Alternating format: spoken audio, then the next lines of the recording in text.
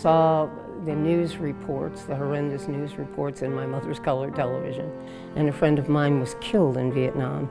And so I decided, this sounds terrible, but what had I ever done for my country? It had done a lot for me.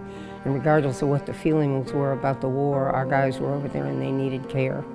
So I debated between the Army and the Navy, and I did a little research. Like I said, I wasn't just born yesterday kind of thing when I went into this. I checked out the Navy's nursing pathway. It was more administrative. They had them in charge of everything. The Army people were hands-on, and that's what I am, is hands-on. When we got into country, I believed the signs that said, if you don't work here, you don't drink here, and I was dying of thirst by the time we got there. I heard my first gunshot fire. It sounded to me like somebody stepping on Dixie cups, kind of thing. But they informed me that that was not it. Funny thing, I came over with all guys, and we were all sitting there. And the men at the mics were saying, in the event that we're attacked, proceed calmly to your left and, go to the bunkers kind of thing. And one of the young specialists came over to me and said, "Ma'am, disregard what I said to the men." And I said, "I beg your pardon, I can go to the left just as well as anyone else can." He said, No, he said, "They're gonna run like a herd of elephants. You sit here, I will come and get you and take you to the right." So that was a nice welcome. I flew up country to Da Nang, the 95th evac, finally got picked up and taken to the hospital, and went to work that night from 7P to 7A and got oriented that way. Most of it was like the emergency room all the time. We had different units, of course. We had receiving, which is where right outside the helicopter pad was, where they landed. We received them, we triaged them, we took them to lab, x-ray, whatever, to the operating room, and then to me. Ultimately, I wound up as the head nurse of the intensive care recovery room. We had 16 beds, and when we were really busy, we had mattresses on the floor, particularly for the Vietnamese children, till we could get everybody awake and recovered.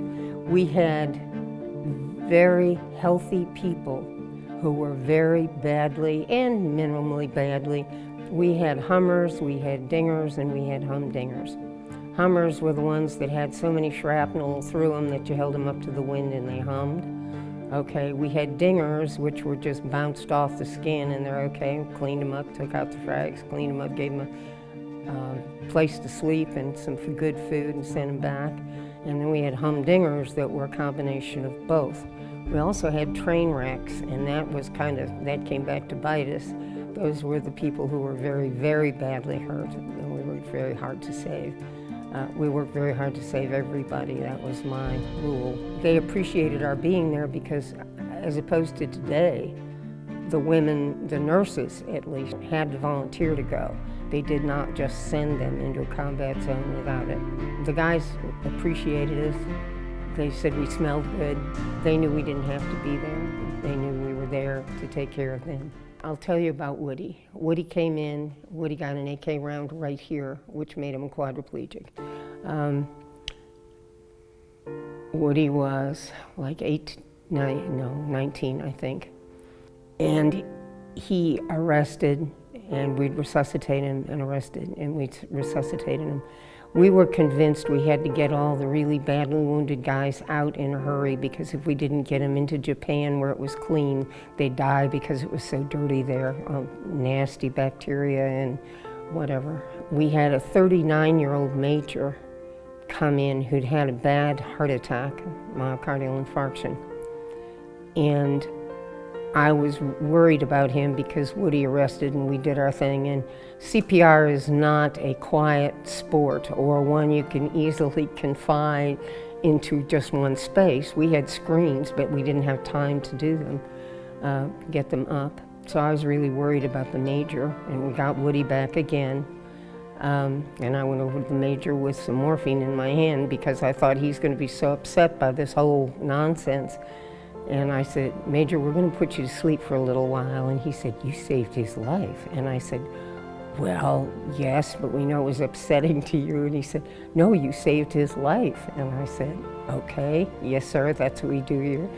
And he said, "You're wonderful." And I thought, oh my goodness, okay. Woody didn't make it back to the States. His dad managed somehow to get over there to see him before he died. We found out later that he mortgaged his family business. We had no idea how he got a visa to get over there, but at least they were together for a little while before he died. The guys were glad to see us there. I think they all thought we were a little bit crazy, but I think they appreciated us for what we did.